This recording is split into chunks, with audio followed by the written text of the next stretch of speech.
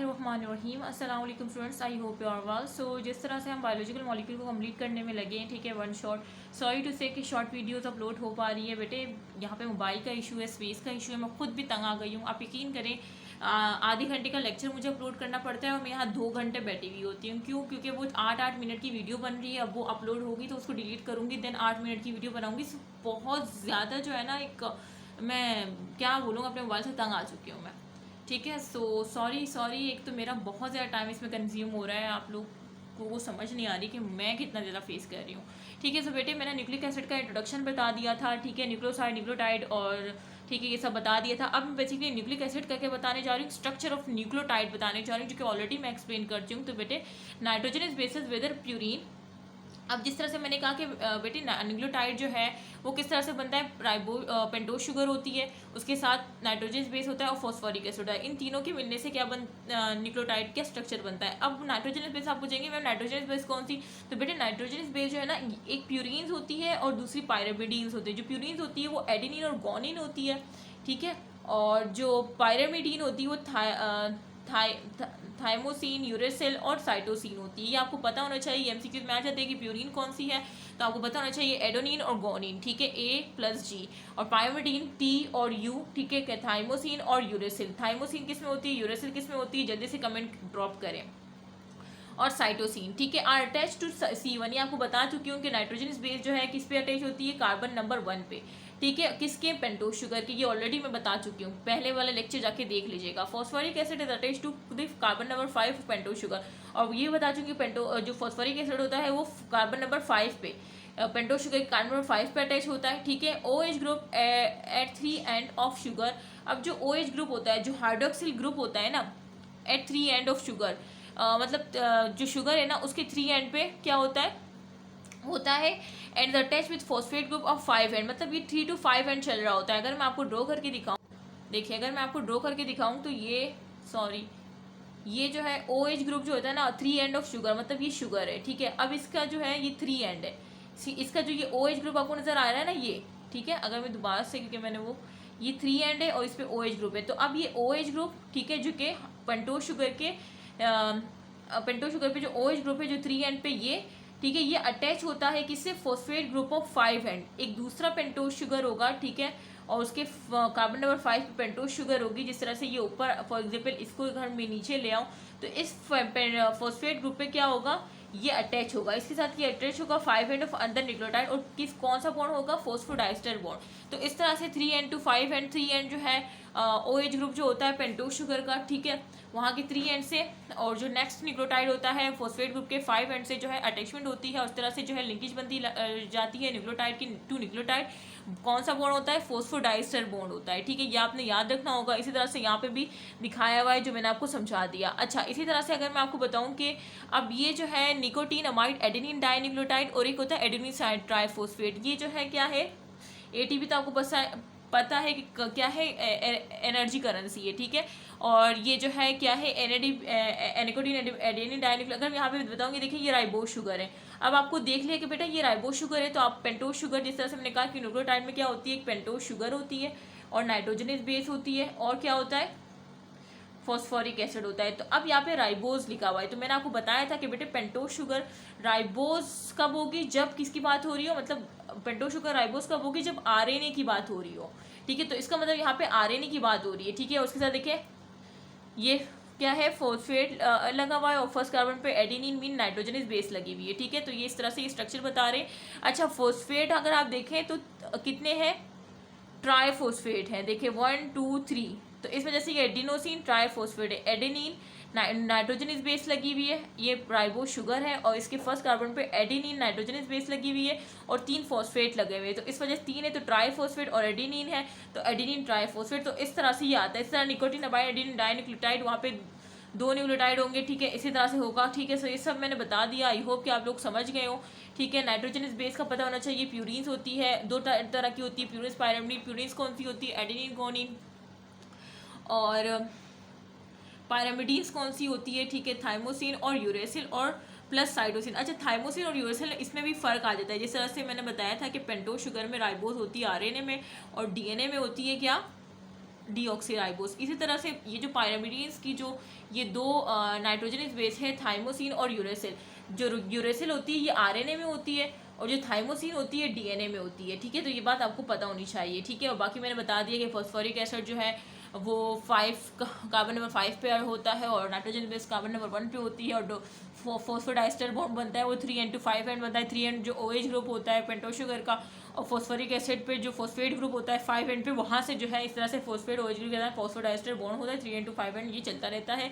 मैंने दोबारा से बता दिया है। उसके बाद मैं न्यूक्लिक एसिड पे आ जाती हूँ। ये है चारग्राफ रूल। तो चारग्राफ रूल क्या कहता है कि बेटे ये आपने आगे भी पढ़ना होगा, एक आपका चैप्टर है आई थिंक जेनेटिक्स में भी आप पढ़ेंगे ये, ठीक है। चारग्राफ रूल, क्योंकि अमाउंट ऑफ एडिनिन, अब जिस तरह से मैंने आपको कहा कि एडिनिन अमाउंट ऑफ, अब फॉर एग्जाम्पल आप पहले तो ये याद रखें कि मैंने क्या कहा कि सॉरी मैं शायद ऊपर थाइमोसिन कह रही थी, थाइमीन, ठीक है। मैंने आपसे कहा कि एक प्यूरीन्स होती है, ठीक है, और एक पायरामिडीन्स होती है। प्यूरीन्स मैंने कहा कि बेटे एडिनिन होती है और गोनिन होती है, ठीक है, A+G। और मैंने पायरामिडीन्स का क्या बताया कि बेटे क्या होता है, थाइमीन और यूरेसिल। ये और का क्या मतलब है कि थाइमीन जो है ये जब डीएनए की बात हो रही होगी तब हम थाइमीन को लेंगे पायरामिडीन में से, और जब आरएनए की बात होगी तो हम यूरेसिल को लेंगे। और प्लस कौन सी होगी, प्लस कौन सी है, साइटोसिन, ठीक है। तो अब ये चारग्राफ रूल कहता है कि amount of adenine in DNA, अगर डीएनए की बात की जाए, ठीक है, तो जो अमाउंट ऑफ डीएनए ना, अमाउंट ऑफ एडिनिन जो है डीएनए में, एडिनिन ए मीन प्यूरीन वाली नाइट्रोजनस बेस की बात की जा रही है, वो बराबर होगी अमाउंट ऑफ थाइमीन के।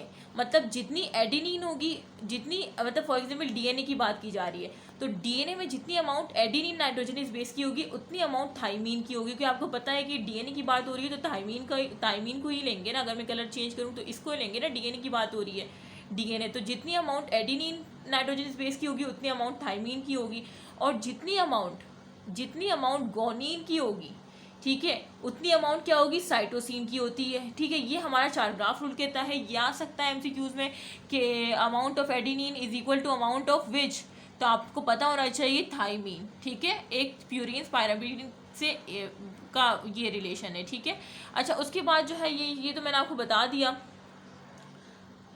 ओह सॉरी यार, क्या हो गया इसको। अच्छा, तो ये देखें, ये सोर्स ऑफ डीएनए देखें, आपको ये अब इसने बाकायदा इस बात को प्रूव किया है कि ये देखें अगर मैन में देखें तो एडिनिन 30.9 है। अब इसने क्या कहा था कि एडिनिन थाइमिन के बराबर होती है ना, तो थाइमिन में क्या है 29.4, मीन समथिंग 30 है ना, तो 30 तो खुद देख लिया कि एडिनिन किसके बराबर है, थाइमिन की। जितनी एडिनिन की क्वांटिटी है, एडिनिन नाइट्रोजन बेस की क्वांटिटी है उतनी थाइमिन की है। इस तरह से गोनिन देखें 19.9 और साइटोसिन 9.8, ये भी सेम है। मीन गोनिन की quantity, amount of guanine is equal to amount of cytosine, ये भी प्रूव कर दिया। इस तरह से शीप में देखें उसके भी आपको सेम नज़र आएंगे, और यीस्ट ये सब देखें, मैंने एक एग्जांपल आपको बता दी।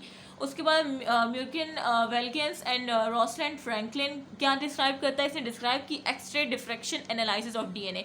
तो यह आ सकता है कि x ray diffraction analysis of DNA किसने की थी, तो आपको पता होना चाहिए इन साइंटिस्ट के नेम। और James D Watson and Francis Crick ने क्या किया था, build a scale model of DNA, ठीक है। ये तो ये एमसीक्यूज पॉइंट है जो आपको पता होना चाहिए।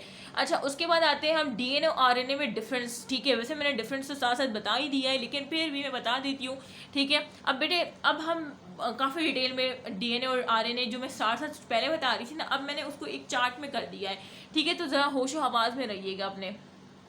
तो ये डीएनए है और ये आरएनए है। अब मैं सबसे पहले नंबर ऑफ स्ट्रैंड के बेस पे अगर आपको बताऊं कि डीएनए और आरएनए में क्या डिफरेंस है, तो बेटे आपको पता होगा कि डीएनए डबल स्ट्रैंडेड होता है, ठीक है, इस तरह से होता है डबल स्ट्रैंडेड, जबकि आरएनए क्या होता है, सिर्फ सिंगल स्ट्रैंडेड होता है। फर्स्ट डिफरेंस तो ये आ गया। उसके बाद अगर मैं कलर चेंज करके आपको बताऊं कि बेटे अगर न्यूक्लियोटाइड की बात आ गई, अब सेकंड हम न्यूक्लियोटाइड की बेस पे करते हैं, तो बेटे न्यूक्लियोटाइड जो है डीएनए में जो न्यूक्लियोटाइड होते हैं वो जाहिर सी बात है, खुद सोचिए न्यूक्लियोटाइड, जल्दी से मुझे बताएं न्यूक्लियोटाइड का स्ट्रक्चर। तो आप बोलेंगे कि जी मैम दीना ने बताया था कि न्यूक्लियोटाइड के स्ट्रक्चर में क्या होती है, पेंटोस शुगर होती है, और साथ में नाइट्रोजनस बेस होती है, और साथ में फॉस्फोरिक एसिड होता है। इन तीनों के मिलने से जो है क्या बनती है, न्यूक्लियोटाइड बनती है। अब मैं आपसे कहूँगी कि बेटे डीएनए में मुझे बताएं कि पेंटोस शुगर कौन सी होगी, तो आपने कहा ना कि जी मैम दीना ने कहा था कि डीएनए में जो पेंटोस शुगर होगी वो डीऑक्सीराइबोज होगी, और जो आरएनए में होगी वो राइबोज होगी। तो अगर आप डीएनए का पूछ रही है तो डीऑक्सीराइबोज होगी, तो बिल्कुल करेक्ट, ठीक है। सो डीऑक्सीराइबोज में तो देखिए डीएटीपी, डीएडीपी, डीएमपी, ये एडेनिन ट्राइफॉस्फेट है, एडेनोसिन ट्राइफॉस्फेट है, ये एडेनोसिन डाइफॉस्फेट है, ये एडेनोसिन मोनोफॉस्फेट है। ये जो टी डी एम है ना, ये ट्राई डाई मोनो को शो कर रहा है, ठीक है। और ये जो स्मॉल डी है ना, ये शो कर रहा है कि किस में बात हो रही है, डीएनए लेवल पे, क्योंकि डी फॉर डीऑक्सीराइबोज, ठीक है। तो ये आपको समझ आ रही होगी ये चीज़, ठीक है। इसी तरह से देखें गोनिन का, गोनिन ट्राइफॉस्फेट, गोनिन डाइफॉस्फेट, गोनिन मोनोफॉस्फेट और डी लगा। इस तरह से साइटोसिन ट्राइफॉस्फेट, साइटोसिन डाइफॉस्फेट, इस तरह से thymine triphosphate, thymine diphosphate, D लगा है। डी फॉर मीन डीएनए की बात हो रही है, D for mean pentose sugar कौन सा है, डीऑक्सीराइबोज मीन डीएनए की बात हो रही है। इसी तरह से आप आ जाए उसमें आरएनए में, देखें आरएनए में देखें सिर्फ एटीपी, एडीपी, एमपी लगा है। मतलब इसका मतलब ये है कि इसमें जो पेंटोज शुगर है वो कौन सी है, राइबोज है। अब राइबोज पेंटोज शुगर होगी तो किसकी बात होगी, आरएनए की। मतलब अब आरएनए में आपने सिर्फ एटीपी, एडीपी, एमपी लिखे, adenosine triphosphate, adenosine diphosphate, adenosine monophosphate, ठीक है। T for tri, D for di, M for mono, बाकी सेम नाम है। गोनिन ट्राइफॉस्फेट, गोनिन डाइफॉस्फेट, गोनोसिन, ठीक है। इस तरह से सिर्फ डाई ट्राइफॉस्फेट, इसमें कोई डी मेंशन नहीं हुआ, मीन ये आरएनए की बात हो रही है। आरएनए की बात हो रही है मीन पेंटोज शुगर में कौन सी शुगर होगी, जल्दी से पता है, राइबोज होगी, ठीक है। तो ये आपको पता होना चाहिए। वो एमसीक्यूज में आपको दे देंगे एटीपी और बोलेंगे कि इसमें जो है पेंटोज शुगर कौन सी है। तो आपने देख लेना है कि मैम दीना ने बताया था कि अगर डी लगाए तो अगर डी लगाए तो इसका मतलब डीएनए की बात हो रही है ना, तो फिर पेंटोज शुगर डीऑक्सीराइबोज होगी, क्योंकि यहाँ पे कुछ भी नहीं है। मीन यहाँ पे जो है किसकी बात हो रही है, इसमें जो पेंटोज शुगर है वो कौन सी है, राइबोज, मीन आरएनए की बात हो रही है, ठीक है। सो इस तरह से वो आपको एमसीक्यूज दे सकते हैं और आप फंस सकते हैं। सो अगर आपने इस तरह से समझ लिया ना तो फंसने के चांस आपके 90% गिर जाएंगे। अच्छा बेटे, अब थर्ड पेंटोज शुगर की बेस पे, जो कि मैं बार बार शुरू से बता रही थी कि बेटे पेंटोज शुगर जो है, जो पेंटोज शुगर होती है डीएनए में वो डीऑक्सीराइबोज होती है, जबकि आरएनए में राइबोज होती है। नाइट्रोजनस बेसिस में मैंने आपको बताया था कि बेटे नाइट्रोजनस बेस सेम होते हैं सिवाय एक के। थाइमीन जो है ना, थाइमीन होता है डीएनए में, ठीक है, जबकि आरएनए में थाइमीन की जगह क्या आ जाता है, यूरेसिल। बाकी ये तीनों नाइट्रोजनस बेस सेम होते हैं। एडेनिन दोनों में होता है, गोनिन दोनों में होता है, साइटोसिन दोनों में होता है। डिफरेंस कहाँ पे आ जाता है, थाइमीन और यूरेसिल की बेस पे। जिस तरह से पेंटोज शुगर में आपने डिफरेंस देखा था, इस तरह से थाइमीन जो है वो डीएनए में होता है और आरएनए में इस थाइमीन की जगह क्या आ जाता है, यूरेसिल। तो ये बात याद रखनी है। अच्छा, उसके बाद अमाउंट की बात की जाए, ठीक है। तो अमाउंट बेटे, अगर मैं कलर चेंज करके दूसरे, अगर हम अमाउंट की बेस पे डिफ्रेंशिएट करें तो बेटे अमाउंट जो होती है constant in cell of species. अब आपने खुद देखा है कि डीएनए की अमाउंट जो है वो हर स्पीशी में कांस्टेंट होती है, जैसे हम ह्यूमंस में कांस्टेंट होती है, इस तरह से बाकी एनिमल्स की बात की जाए, शीप की बात की जाए, ठीक है, इस तरह से हर प्लांट में, हर एनिमल जो है, हर एनिमल के सेल्स में जो अमाउंट ऑफ डीएनए है वो कांस्टेंट होती है थ्रू आउट स्पीशी, ठीक है। इस तरह से ये तो आपको पता चल गया कि यार अमाउंट ऑफ जो है डीएनए की कांस्टेंट होती है थ्रू आउट स्पीशीज। सारे ह्यूमन, सारे इंसानों में आपको डीएनए की अमाउंट सेम मिलेगी, सारी शीप्स में आपको डीएनए की अमाउंट, सारे प्लांट्स में एक तरह की, ठीक है। सो इस तरह से ये तो आपको पता चलेगा कि भाई अमाउंट से कांस्टेंट रहती है हर एक स्पेसिफिक स्पीशी में। अच्छा, इस तरह से आरएनए में क्या होती है, आरएनए में वेरिएबल होती है फ्रॉम सेल टू सेल। तो ये तो डिफरेंस आपको पता चलेगा कि भाई आरएनए में जो होती है ना, आरएनए की जो अमाउंट होती है वो डिफरेंट करती है फ्रॉम सेल टू सेल, जबकि डीएनए क्या होती है, डीएनए की जो अमाउंट है वो कांस्टेंट होती है स्पीशी में, ठीक है। फंक्शन देखें तो बेटे फंक्शन तो आपको पता है कि डीएनए क्या है, हेरिडिटी मटीरियल है, ठीक है। हेरिडिटी मटीरियल है, जो हेरिडिटी कैरेक्टर्स हमें अपने पेरेंट्स से मिलते हैं वो डीएनए के थ्रू ही मिलते हैं। तो ये एक हेरिडिटी मटीरियल है डीएनए। इस तरह से आरएनए क्या है, ये हेल्प करता है इन प्रोटीन सिंथेसिस में। आरएनए क्या करता है, प्रोटीन सिंथेसिस में हेल्प करता है, ठीक है। और साथ में ये हेरिडिटी भी हो सकता है, ठीक है, हेरिडिटी की चांसेस, लेकिन इसका जो मेन काम है वो प्रोटीन सिंथेसिस करना है, ठीक है। ट्रांसक्रिप्शन, ट्रांसलेशन, ठीक है, ये सब तो आपने पढ़ा ही होगा। अच्छा, लोकेशन देख ले। लोकेशन जो है डीएनए कहाँ पे होता है, न्यूक्लियस में होता है, सेल के न्यूक्लियस में पाया जाता है। और उससे पहले मैंने आपको बताया था कि कुछ स्मॉल क्वांटिटी में ये माइटोकॉन्ड्रिया के पास अपना डीएनए होता है, क्लोरोप्लास्ट के पास अपना डीएनए होता है, ठीक है। क्लोरोप्लास्ट जो कि फोटोसिंथेसिस में काम आता है, माइटोकॉन्ड्रिया जो कि power house of the cell है, जो कि ऑर्गेनेल्स है, ठीक है। क्लोरोप्लास्ट जो है वो प्लांट सेल के ऑर्गेनेल में आएगा और माइटोकॉन्ड्रिया आपको दोनों ऑर्गेनेल, प्लांट सेल और दोनों प्लांट सेल, एनिमल सेल, दोनों सेल में माइटोकॉन्ड्रिया मिलेगा, ठीक है। तो ये आपको पता होना चाहिए कि न्यूक्लियस में तो डीएनए होता है, ये बात तो सबको पता होती है, लेकिन ये बात कुछ बच्चों को पता नहीं होती, ठीक है, कि माइटोकॉन्ड्रिया के पास अपना डीएनए होता है, सेम क्लोरोप्लास्ट के पास भी अपना डीएनए होता है। अच्छा, उसके बाद लोकेशन आरएनए की देखें तो आरएनए की जो है न्यूक्लियस के अंदर एक स्मॉल छोटी सी बॉडी होती है, उसे कहते हैं न्यूक्लियोलस, तो उसमें आरएनए भरा पड़ा होता है। ठीक है, दूसरा राइबोसोम से भी होते हैं। ठीक है, आरएनए, और साइटोसोल में भी फैले हुए होते हैं, जो बाहर जो साइटोप्लाज्म है ना, जिसे हम साइटोसोल कह रहे हैं, तो वहाँ पे भी ये फैले होते हैं और राइबोसोम्स के ऊपर अटैच हुए होते हैं। उसके बाद टाइप अगर बताऊँ तो बेटे डीएनए की सिर्फ एक ही टाइप है, डीएनए की कोई टाइप सिर्फ एक ही टाइप है। ठीक है, और जबकि आरएनए की कितनी टाइप है, 3 टाइप है, राइबोसोमल आरएनए, और कौन सी है, ठीक है। तो आरएनए की जो टाइप है वो क्या है, आरआरएनए है, एमआरएनए है, messenger RNA, ribosomal RNA, tRNA. ठीक है,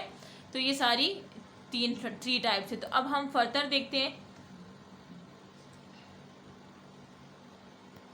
तो बेटे स्ट्रक्चर ऑफ डीएनए देख लो।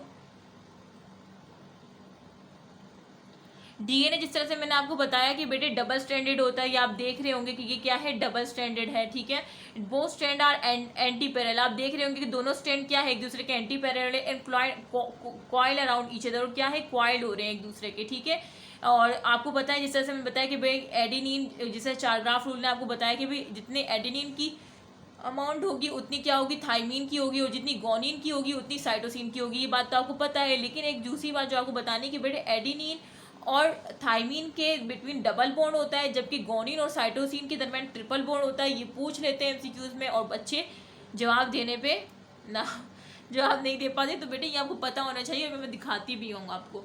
Hydrogen bond and hydrophobic interaction होती है। अच्छा, इनके दरमियान क्या होती है, सॉरी माइक तो बिल्कुल छुप ही गया है, पता नहीं आपको वॉइस प्रॉब्लम ना हो जाए। अच्छा बेटे, जो हाँ, इसमें जो इंटरेक्शंस होती है ना, हाइड्रोजन बॉन्ड होती है, और हाइड्रोफोबिक इंटरेक्शन होती है बिटवीन स्टैक बेसिस, जो बेसिस है ना इनके दरमियान, contribute to stability of DNA molecule. और ये क्या कर रही होती है, हाइड्रोजन बॉन्ड आपको पता है स्टेबिलिटी में हम किरदार अदा करती है, और हाइड्रोफोबिक इंटरेक्शन ये क्या कर रही होती है, जो एंटी पैरेलल स्ट्रैंड्स है ना, इनके दरमियान जो ये बेसिस है, जो स्टेक बेसिस है, इनको स्टेबिलिटी प्रोवाइड करती है डीएनए मॉलिक्यूल में। ठीक है, अच्छा ये बात तो हो गई। अब जो मेन पॉइंट आ जाता है वो आ जाए कि वन कंप्लीट हेलिक्स, जो एक कंप्लीट हेलिक्स है ना, ये पूरा एक कंप्लीट जो हेलिक्स है यहाँ तक, ये पूरा एक कंप्लीट हेलिक्स है। तो बेटे ये पूरा कंप्लीट हेलिक्स जो है, ये आपको याद रखना है कि वन कंप्लीट हेलिक्स टर्न, जो टर्न लेती है ना, जो पूरा टर्न होता है, ये मेजर किया कि ये कितना है, 3.5 नैनोमीटर। ये एमसीक्यूज में आ जाता है 3.4 नैनोमीटर, आपने याद रखना है। वन कंप्लीट टर्न मेजर जो होता है वो 3.4 नैनोमीटर होता है। और इसके अंदर कितनी बेसिस होती है वन कंप्लीट टर्न में, तो इसके अंदर कितनी बेसिस होती है, 10 बेसिस होती है। दूसरी बात आपने ये याद रखनी है। ठीक है, और एक दूसरा पॉइंट जो आपने याद रखना है कि diameter of DNA molecule is constant. जो डायमीटर होता है ना, ये जो डायमीटर होता है, अगर मैं दूसरे कलर से मेंशन करूँ, ठीक है, तो ये जो डायमीटर होता है ना, ये कांस्टेंट होता है। ठीक है, एंड एट 2 नैनोमीटर, जो कि कितना होता है, 2 नैनोमीटर होता है। ठीक है, डायमीटर कांस्टेंट होता है जो कि 2 नैनोमीटर होता है। ठीक है, stack bases are 0.3 nanometer apart. और जो स्टेक बेसिस होती है ना, वो कितनी होती है, जैसे कि अगर मैं ये यहाँ पे दिखाऊं कि ये जो है, अगर इसको थोड़ा सा मैं देखें, ये एक बेस है, फॉर एग्जांपल ये साइटोसिन और गोनिन ने ट्रिपल बॉन्ड बनाया हुआ है, और ये क्या है, एडेनिन और थाइमीन ने ट्रिपल बॉन्ड बनाया। तो इन दोनों स्टेक बेसिस के दरमियान, ठीक है, मतलब साइटोसिन और गोनिन ने जो ट्रिपल बॉन्ड बनाया है, और एडेनिन थाइमीन ने जो डबल बॉन्ड, इन दोनों के दरमियान जो डिस्टेंस है ना, वो कितना है, वो क्या है, स्टैक बेसिस जिसे कहते हैं, वो कितना है, 0.34 नैनोमीटर। ठीक है, और इन्हीं को स्टेबिलिटी प्रोवाइड करने के लिए जो इंटरेक्शन होती है, हाइड्रोफोबिक इंटरेक्शन और हाइड्रोजन बॉन्ड्स होते हैं, ये आपको पता होनी चाहिए, मैं दोबारा से रिवाइज करवा रही हूँ। और वन कंप्लीट हेलिक्स स्ट्रैंड जो होता है वो 3.4 नैनोमीटर और 10 बेसिस होती हैं। ठीक है, और ये जो डायमीटर होता है वो कांस्टेंट होता है जो कि 2 नैनोमीटर होता है, और स्टेक बेसिस में जो अपार्ट होते हैं वो 0.34 नैनोमीटर होता है। आई होप कि आपको समझ आ गया। एडीन और थाइमीन में डबल बॉन्ड होता है, जबकि गोनिन और साइटोसिन में ट्रिपल बॉन्ड होता है। ठीक है, तो ये सारी चीज़ें थे जो कि मैंने आपको एक्सप्लेन कर दी, और मोस्ट इंपॉर्टेंट चीज़ें आपने याद रखनी है। अच्छा, उसके बाद role of DNA as heredity material देख लेते हैं कि बेटे रोल ऑफ डीएनए आखिर किस तरह से हेरिडिटी मटेरियल में प्ले करता है अहम किरदार। तो बेटे first evidence of heredity nature of DNA, मतलब हमें किस तरह से पता चला कि भाई डीएनए ही हेरिडिटी नेचर का है, हेरिडिटी मटेरियल है। तो ये किस तरह से पता चला, तो बेटे was provided by British microbiologist, एक ब्रिटिश माइक्रोबायोलॉजिस्ट जो कि फ्रेडरिक ग्रिफ थे। इन 1928 में इन्होंने क्या किया, इन्होंने बताया था कि जो डीएनए है वो क्या है, हेरिडिटी नेचर में है उसका। ठीक है, उसके बाद ऑसवर्ड एवरी आए, Colin MacLeod and McCarty experimentally prove that DNA is head. उसके बाद ये सारे साइंटिस्ट आए थे, ये तीनों ने फिर प्रूव किया कि हाँ डीएनए ही है जो कि हेरिडिटी मटेरियल है, ठीक है। तो उसके ये आपको याद होना चाहिए कि इसके ये इन्होंने प्रूव किया था, ठीक है।